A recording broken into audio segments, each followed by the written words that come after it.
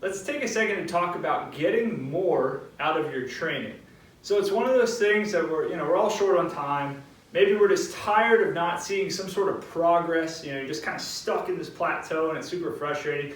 Maybe you're dealing with injuries and you just feel like you don't have your normal, toolkit to work with, and you feel really limited on what you can do. So let's talk about getting more out of your training. And the visual I use for this is wringing out a towel. So if you have a wet towel and you're trying to get as dry as possible, you're just kind of cranking on that towel to get those last little drops of water or whatever liquid is in that towel. You're just trying to get as much as you can out of it. And that's what you should approach, or that's the approach you should take with your training to get the most out of your training, is that visual of just wringing out a towel and getting all those last drops out of what you're trying to achieve. When you approach training that way, number one, it's going to push you a little bit faster into a progress state. So if you're kind of stagnant or whatnot, you're probably just, not really bringing the focus, or you're kind of just, going through the motions. If you go through the motions and don't really attack what you're trying to do and bring some sort of focus, you're not going to get the result you want. It's that simple. So a couple keys to help you really wring out the towel of your own training is, number one, know your limitations. And this means multiple different things. It means knowing where your limiting factors are.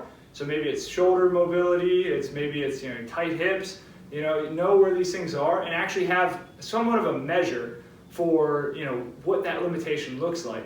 So instead of just saying, "Oh man, my shoulders are tight." Well, is your right shoulder tighter than your left?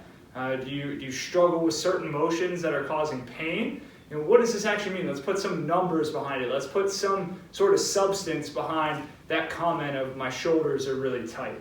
And that way we can build something to move out of that state. So know your limitations, and you can do that by assessing yourself or being assessed through a movement screen and figuring out where those limitations are.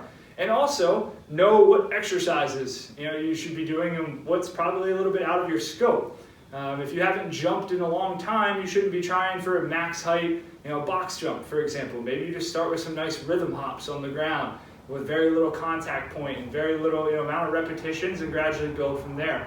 If you haven't touched a barbell in years, let's not go for a max back squat on your first day under the bar.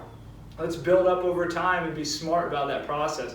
So be true to yourself of where you currently are with your training and what your limitations are. And then let's put some substance behind those limitations. The next thing is to bring the focus. And then what I mean by that is, if you're really trying to accomplish something, focus on the movement. I always talk about movement being like a conversation with a good friend. It should be this nice back and forth where you're like, "Wow, man, I really didn't know I struggled with that. How do I fix that?" Or how can I focus on keeping my knees from moving so much and wobbling all over the place? It's this back and forth where you try something, you tinker with your body, see how it responds, adapt, progress, and keep that process going over and over again. It should always be kind of this back and forth conversation as you're training. And if you're not having that conversation, you're probably just kind of there doing it, going through the motions, and that's not a progress pathway. You have to really kind of invest in this to get what you want out of it, and it's that simple. The last thing is fuel your tank. All right? Take nutrition seriously. One thing I like to do is I like to think about the consequences of a nutritional choice 1 hour from now, 1 day from now, and 1 week from now. And you can stem that out as far as you want.